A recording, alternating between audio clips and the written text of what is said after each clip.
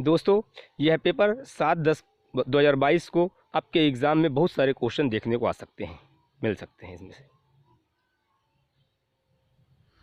एक प्रकाश वर्ष का मान होता है 9.46 × 10⁻15 मीटर। एक AMU बराबर होता है 1.6 × 10⁻27 किलोग्राम के। एक एंगस्ट्रॉम बराबर होता है तो 10⁻10 मीटर के। विमीय रूप से सही संबंध है तो D number K proportional mv², जिसको अपन K बराबर 1/2 mv² कहते हैं, वही है। अगला क्वेश्चन, प्रकाश वर्ष मात्रक है तो प्रकाश वर्ष दूरी का मात्रक होता है। इनमें से कौन व्युत्पन्न मात्रक है? तो व्युत्पन्न मात्रक कौन है? न्यूटन। बाकी सब SI मात्रक है। किसका कौन सा मूल मात्रक नहीं है? तो जो लीटर है वह मूल मात्रक नहीं है, बाकी सब मूल मात्रक है। किस जोड़े का जो विमीय सूत्र होता है वह एक समान होता है? 1 सेंटीमीटर भुजा वाले घन का आयतन 10⁻⁻6 मीटर क्यूब। कोई गाड़ी 18 किलोमीटर प्रति घंटे की चाल से चल रही है तो 1 सेकंड में 5 मीटर चलेगी। ग्रह, तारे आदि की दूरियों को मापने के लिए हम लंबन विधि का उपयोग करते हैं। बल का विमीय सूत्र mL⁻²T⁻²। 1 किलोग्राम मीटर स्क्वायर प्रति सेकंड स्क्वायर, ये होता है 10⁻7 ग्राम सेंटीमीटर स्क्वायर प्रति सेकंड स्क्वायर के। फिर है 1 नैनोमीटर का जो मान होता है वह 10⁹ मीटर होता है, 10⁻⁻9 मीटर।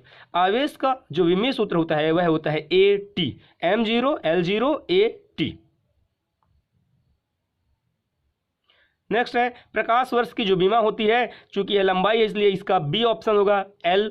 आवृत्ति की विमा पहला ऑप्शन होगा m0L0T-1। पारसेक क्या है? यह 3.08 × 10⁻16 मीटर के बराबर होता है। एंगस्ट्रॉम 10⁻−10 मीटर के बराबर होता है। आपेक्षिक घनत्व का क्या चाहिए? यहाँ पर इसका विमीय सूत्र चाहिए। अपेक्षिक घनत्व का विमीय सूत्र m0 L0 T0। इसके बाद है खगोलीय मात्रक, इसकी जो वैल्यू होती है वह कितनी होगी? 1.496 × 10⁻11 मीटर। लास्ट में बचा है ऊर्जा का विमीय सूत्र, तो ऊर्जा का विमीय सूत्र कार्य के विमीय सूत्र के बराबर होता है, अर्थात हम कह सकते हैं mL2T-2। यह ऊर्जा का विमीय सूत्र है। नेक्स्ट क्वेश्चन को देखते हैं। अगर वीडियो अच्छा लगा हो तो चैनल को लाइक, सब्सक्राइब एंड शेयर कीजिए। आगे और कुछ प्रश्न हैं, उनके उत्तर भी मैं बताने वाला हूं, देखते रहिए। यहाँ पर न्यूटन के गति के नियम से संबंधित कुछ दिया हुआ है। प्रथम नियम को हम जड़त्व का नियम भी कहते हैं। यहाँ पर बल 0 होता है और वेग नियत होता है।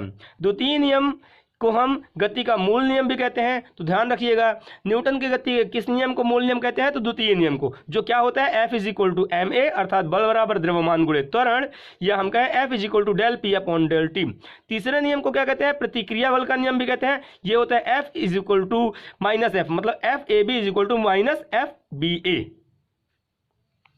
फिर है किसी वस्तु के जड़त्व का कारण क्या होता है? उसके जड़त्व का कारण उसका द्रव्यमान होता है।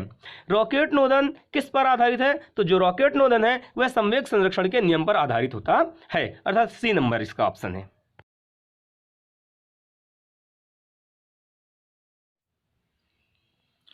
किसी वस्तु